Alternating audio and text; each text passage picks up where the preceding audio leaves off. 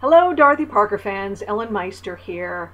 As I get ready for the release of my second Dorothy Parker book, which is called Dorothy Parker Drank Here, it comes out in February, it occurs to me that I never video recorded myself doing a reading from Farewell Dorothy Parker, which is my first Dorothy Parker book, and I would like to remedy that right now.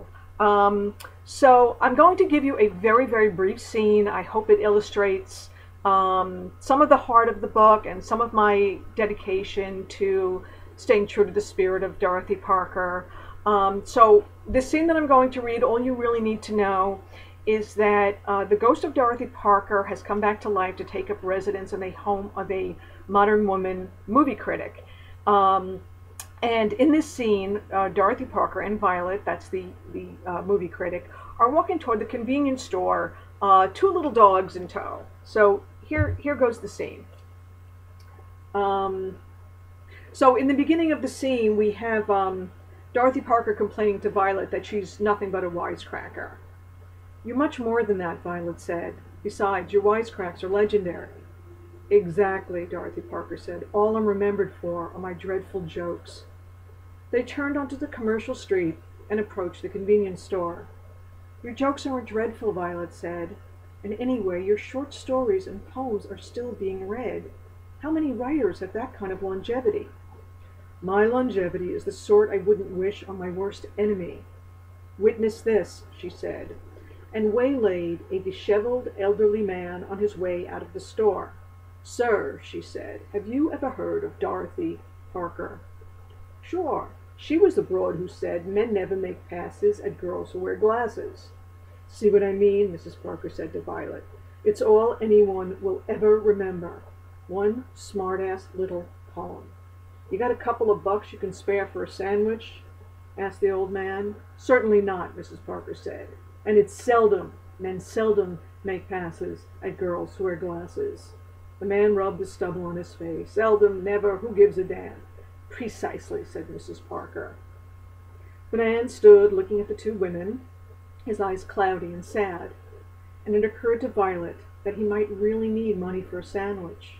She considered giving him those few bucks he requested, but she was torn, like she always was, with desperate drunks, as she knew the odds were pretty good that he would use the money to buy another bottle of whatever was in the paper bag he held. Mrs. Parker seemed oblivious to the man's plight, and so he shrugged and walked off to find a place to sit against the side of the building. "Shall we go in?" Mrs. Parker said, and Violet explained that they couldn't take the dogs into the store, so one of them would have to wait outside and hold the leashes. "If you don't mind," said Mrs. Parker, "I'll go in and see what brands they offer. It'll be a regular adventure for me." She held out her hand. "$1, please." Violet laughed. "What's so funny?" Mrs. Parker asked. Violet pointed to the sign in the window that said cigarettes $9.99. "For one pack? Heavens! It really is the end of the world." Violet handed her mentor a 20 and watched as she went into the store, carrying the tote bag containing the guest book. And now there's a scene in which Violet sort of reminisces, so I'm going to skip to the very end, where Dorothy Parker comes out of the store. Violet noticed a shadow over her and looked up to see Dorothy Parker standing beside her smoking a cigarette. "Ready to go?" Violet said. "Just 1 minute," Mrs. Parker said, and pulled a wrapped package from the paper bag. It wasn't until she walked over to the disheveled man and handed it to him that Violet realized what it was. A sandwich.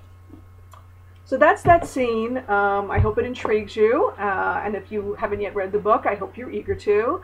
Just do want to let you know that it's available in hardcover. It's also available in paperback, and you should know that I signed literally every single copy of the paperback that's in print.